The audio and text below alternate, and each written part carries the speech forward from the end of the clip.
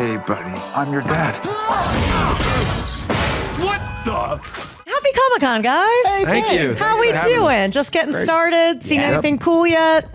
Not yet. No, not yet. A whole Just lot. We've kinda been in getting this warmed hotel. I mean, you got me, you got this room. Chatting to folks like yourself. You know, yeah. I'm so excited to be talking about this movie because it premiered at Fantastic Fest a few years back, and then there was a where is it? When are we going to see it? Macon, can you talk about that journey and how we finally got here? I'm so excited to be talking about this. Yeah, it just kind of took a moment to find its way through the system, but on the other side of it, the wait meant that we got to connect with Cineverse, who really reacted to the movie on just the terms I was hoping for. They got it as a crowd pleaser. They got it as a comedy. They got it as kind of like a raucous rock and roll midnight type movie. And that's how they're putting it out into the world. And so, you know, we had a great premiere at Fantastic Fest and Beyond Fest. And then there was sort of a downtime where we were trying to figure out our path forward, but it paid off. And so in hindsight, I'm happy to have waited because it meant we landed where we did. The movie's awesome and freaking hilarious. Like, I keep thinking about this part, and I don't want to give anything away, but it's like somebody surprises Toxie at the end and like scares him, and it literally, I was like crying laughing, just like crying. Peter, for you, I mean, coming into this movie, what do you remember about the original, and what impressed you most that made you want to be a part of this? I just remember the original fondly as sort of this underground hit and sort of a bit taboo. Finding the VHS copy of it. I mean, my friend had the VHS and we watched it, and it just felt so accessible in the best possible way because I knew I wanted to be an actor and make films, and it felt like something that I wanted to be a part of. And then I became friends with Macon, and when his reimagining of it came up, it was serendipitous. Yes, I had a drinking game binder with that movie in it. The original. Oh, yeah. So what were the terms of Yeah, exactly. I'm trying to remember, and I wish I didn't say that out loud because I was like, now I don't remember the specifics of it. Well, but I because mean, it was a drinking game. definitely. Yeah, so anytime someone dies. You would have gone to the hospital. Yeah, I did. Now, Lloyd, this has been a while in the making. What was important for you in this interpretation of what to preserve and what to modernize, and what excited you about this? I think the bravery of Legendary to focus on this guy and to have the imagination to have Peter play the Toxic Avenger when everybody was talking about Nick Nemeth or wrestlers doing it or maybe women. A guy knows maybe a Toxic Avenger or something. But you guys got the thing right. It's terrific. It's great. The guy couldn't be better. It's got guts. It's got pathos. It takes risks and. How lucky is Troma? How lucky are we and you guys? Holy cow. I shouldn't say holy cow, sorry. I'm an animal rights person. Sorry. Lloyd, when I think about Troma, I was just thinking about this. One of the people that got their starts at Troma was Mr. James Gunn, who has one of the biggest movies out right now with Superman. I'm curious what it's been like for you watching his journey to today. Well, I knew he was talented because the resume which I got had something on it. It wasn't the fact that he had an MA from Columbia University or he had written a novel. Everybody does that, but he said in the that he was a performance artist who vomited on stage, and that's our. Give me that guy. Yeah. There's a phrase in the producers, which I can't say the word Hitler, so I'm not going to say it. You can say whatever the F you want. But that's our guy is better, I think. But at any rate, it was amazing, and how lucky are we all that this has happened. I'll tell you, it's a wonderful, Ash, really, and thank you for recognizing how good Macon's movie is. It's terrific. Is he always like this? He's a riot. I love him. And the drinking game too. What an honor that. I'll tell the Tromavillians that hey, Screen Rant drinks. Elijah, Yay. I think this is probably your sexiest character. to a subculture. Yeah, right. Yeah, to a certain. Well, you know, hear me out. Hear me out. Okay, I will. Yeah. No, but tell me about this guy, who he is, and also just kind of getting into that look and when you saw yourself for the first time. Oh, Fritz. Oh, Fritz. Fritz. On the Fritz. Yeah, the ugly, sort of deformed brother to Bob, the handsome, owner of the sort of proliferator of toxic things. The opportunity to play this character was a joy. I'll do anything for Macon. He sent me the script. It had a sort of drawing of what Fritz would look like, which is very similar to what we ended up with. Sort of stringy hair, hunchback, club foot. And it was just a joy. The script is so funny. But to play a character that is kind of initially evil, but it is also just desperately wanting to be loved, was a lot of fun. Yeah, don't we all? Yeah. Can I ask you a question? Yeah, that's why I'm here. I can. I saw this, I haven't been able to get this out of my brain. I saw this clip a couple months ago that there's a theory that Frodo doesn't know Legolas's name. I've seen this, yeah. What do you think of that? Because he never says it. He doesn't say his name. I know. He must, though. It comes from that scene where he's reunited with the Fellowship. Yeah. And he says everyone's name except for Legolas. He's like, oh, he doesn't know his name. I know. He just smiles at him. Is it a snub? I don't think so. Old shit between the two of you? It Which makes it seem like it's your fault. Did he ever introduce himself to you? It's really on him. That's true. But It's like an at the awkward dinner Council party. of Elrond, I feel like he is named, right? I mean, you have my bow. I suppose he doesn't say, I'm Legolas, you have my bow, but I don't think he knows He his must. name. I don't know. I don't know. I don't know, but I love this theory. It's very funny. They were roommates. And they were roommates. Didn't end well. Well, it's like after you've gone through all of that, then it's too late to ask. Right. 'Cause you're Right. like, oh, Right. by the We've way, all been That's there. true. what's That your does name? happen. Just, hey, guy. Yeah. Well, you Been through a bunch. you gotta introduce somebody else to them. That's the I gotta trick. be like, oh, hey, have you met Peter? Yeah. And then you're like, hey, but if you don't say your name, then I'm screwed. Then I don't know. That is the tactic. You're Yeah, correct. unless you're with my grandma, she'll go, she doesn't know your name. Jacob, hello. At the core of this story is actually a very lovely, heartwarming father-son journey here. Can you talk a little bit about your role in this movie and what it was like developing that with Peter?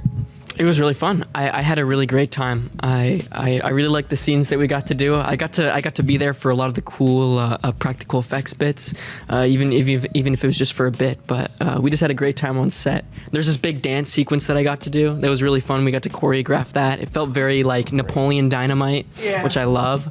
We just had a great time with it. And just some great scenes that we got to work together on.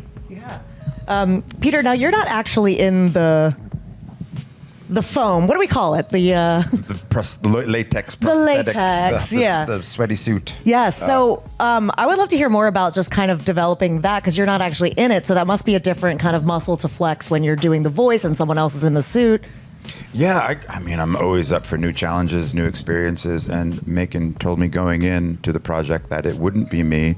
And at first, the control freak side of me sort of went, that's what people are going to think it's me, and I need to, make sure that it's infused with what I would do if it's not me.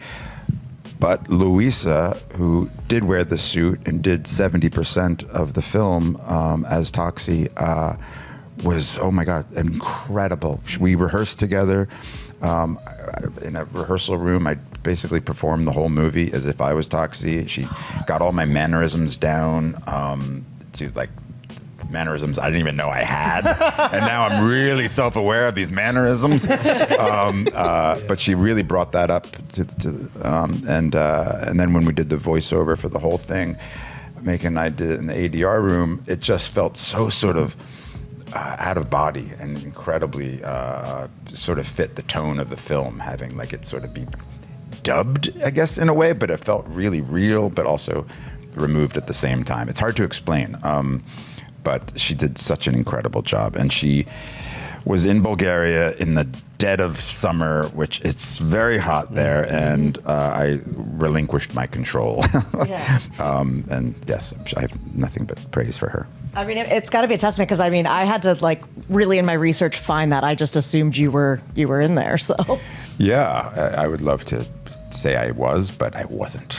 I wasn't. She was so dedicated, though. Yeah. Just More than I ever would be. she was I would be amazing. complaining the whole time. And she was in that suit for hours Yeah, and never hours. complained and was Incredible. so specific about nailing all of those details, like you said. Yeah. It's just extraordinary. Because we've all had variations on the theme of prosthetics and stuff out in the heat, and things start falling off your body like fake ears are dripping, and it's not very comfortable. So she's incredible.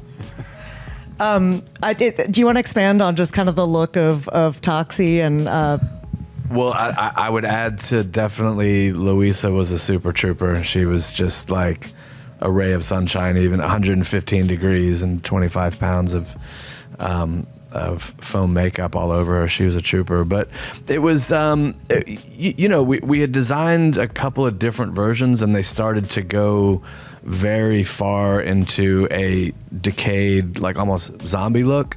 And they looked very cool on paper, but they also started to get away from like the person that they started from. And what we started to feel like is we really wanted to feel Peter's features in the makeup. So we started steering it back to a version that was a little closer to, it was kind of a mix of the original makeup in the first Toxie and the way that he looked in the Toxic Crusaders cartoon. And then within that, we took Peter's facial features and kind of incorporated that into the design so that when he mutates and you kind of lose him into the makeup, it still feels consistently one person, Yeah, for sure. You mentioned that the Toxic Avenger franchise, there's a lot going on there. So do you universe?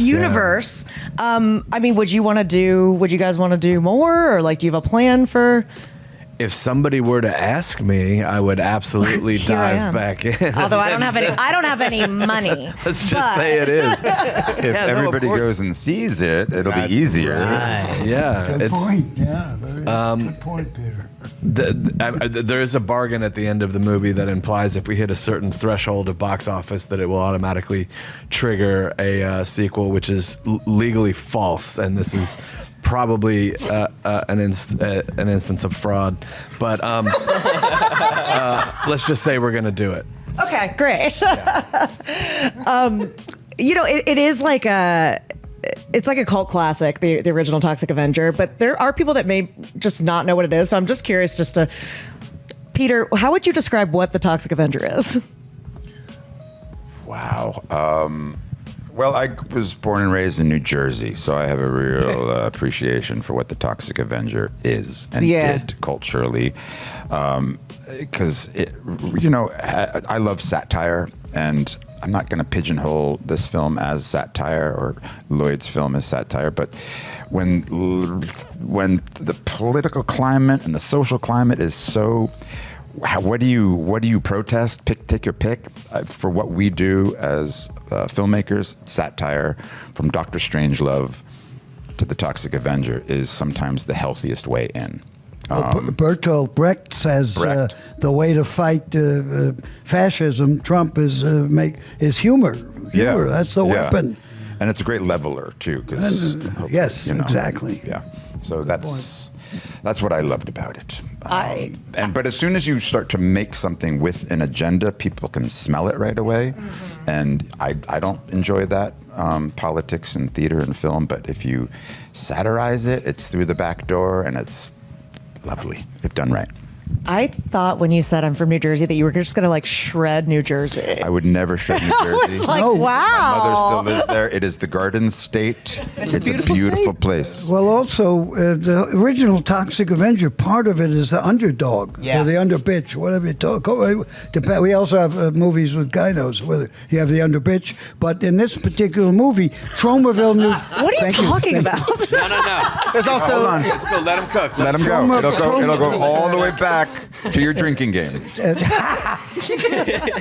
Toxie and New Jersey are underdogs. We live in Manhattan, the commissioner and I, and everybody is puffed up and a billionaire class and all that. And New Jersey's been in the shadow of this arrogant city. Sorry, I use my hands too much. And Toxie is ultimate underdog, and so New Jersey really is in our hearts since 1974 when we started the company. Oh my God, I love it. Tromaville, that's where the... Yeah. And Stan Lee, who was a huge influence on Troma as well as good guy, was a big supporter of Toxic Avenger and got Marvel to make the comic book and helped us make it into something that people had heard of. And also Roger Corman, since we're here at Comic-Con. Had a huge influence on you. Oh, yeah. And also he's the executive producer. His last movie credit is on Occupy Cannes, about the Troma team at Cannes, produced by Lily Hayes and directed by Lily Hayes. New Kaufman. Jersey's also is going to be the new Hollywood. They're building a lot of studios. Yeah, that's right. It down in started. South Jersey. Well, huge.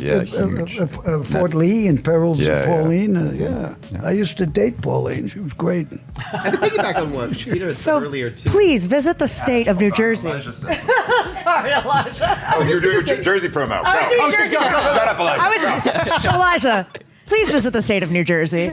I'm just going to piggyback on what Peter had said, that seeing this film in particular, but all of what Lloyd had done, it shows you what's possible. These were accessible, wild, absurd, insane movies that also were made for nothing. And it shows young filmmakers and aspiring filmmakers, you can just go out and do it. That's an amazing legacy. And that's sort of what's so special about those films. And it's those films that you watch as teenagers with your friends, and, they're splatter films and they're filled with practical effects, and, it's an important institution that you and your colleagues are responsible for. Fair enough. Thank you. No, that's so well said. On that note, do you guys have a project that you've done or worked on that you wish more people would see? Yes. Yeah, so many. Just because I Yes. love doing something doesn't mean anybody else is going to go see it. And some of the most precious experiences, and also the experience of making a movie is very different than the end result, because it's out of your hands as an actor. But I've done some films that I'm like, oh my God, this is such a groundbreaking film, and nobody sees it. Yeah. It's weird how often that is the case. Yeah. The thing that you've really fallen in love with creatively, even the end product, and it's not always the thing that people end up seeing. But we made a movie that I don't feel at home in this world anymore. That's one of my favorite things that I've ever made. One of my favorite films. Oh, love it. Lloyd, you mentioned Stan Lee, and I was reading some 50 years ago, you two wrote a script together. Night of the Witch. Night of the Witch. Do you think that we will ever see that? Wait, let's make that. Yeah, what the hell? Well, we came close. The thing is that the thing that made that interesting is, at least to Toxie, is that the witch was a mystery kind of thing. Who was the witch? And took place in Salem. But the witch only killed bad people. The Vietnam munitions guy, all the billionaire class, basically. So it was different from Superman. So sort of another vigilante story. Well, it was, but it was witchcraft, and who was the? It was and had big fat people. It was a kind of. It would have had the Troma look, and but we couldn't get it going. And, Let's do it now. Yeah, well, it's available. It's very available. It's. No, all you have to do is give me a cameo, like Macon did. And by the way, Peter, when I went to Bulgaria, I had to pay my own way, of course, to get. But I got the cameo. There was a guy on set, and I ran up to him. I said, "Oh, Mr. Peter, no, I think I used your name, Mr. Dinklage. Oh, you're terrific. You're such a wonderful person." And I kept, filleting you, and it turns out it was. The woman next to me says, "Oh, he knows speak English. He knows." That was your stand-in. So then, in the hospital room, I said, "Oh, finally, Peter Dinklage." And I went in. You were filming in the hospital, and there's a lady inside. And I did the same thing about I love Cyrano and all that, and written by Peter's wife, and it was a nice lady, Louisa. Oh, in the suit. Yeah, in the suit, of course. Yeah, no, Louisa does not look. She has a different face than you have, but. Nobody has. Nobody has this face. I thank you. I will That was before we had any sort of idea what the story was going to be. The idea that there would need to be a Lloyd cameo at some point in the movie in some way was sort of like baked into it. Thank you very much. Really appreciate it.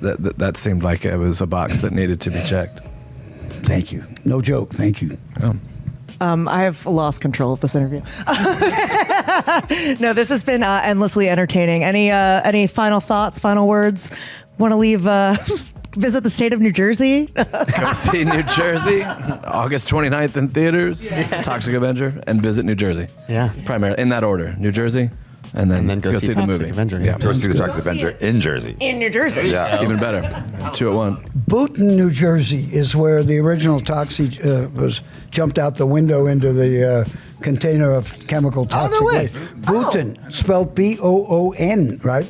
Yeah. T-O-N. You know the place? I know Booton. Yeah. Sure. They still do anniversary reenactments of the thing, of that Of him scene. jumping into the toxic Yeah, waste? yeah, they do Drinking game reenactments. peoples. No stunt. They use, Those are my they use upped it citizens, up. so no right. stunt people. No, Amazing. No, it's all amateur. Great. Amateur. Safety to humans. Toxic waste jumping. That sounds like I want to do that. Yeah, it's a great What do they use as a toxic waste? Olympic. Toxic waste. Not been. Toxic waste. What's that? Toxic waste. Well, thank you guys so was much. awkward This has pause. been no, I don't. Awkward pause. It's on a date. Thank Check, you. please. Check. This has been endlessly entertaining. Thank you guys so much. Thank you, Ash. Congratulations. Happy Comic-Con. Beautiful you too. set, too. Wonderful set. I wasn't even involved. But sometimes you gotta do something.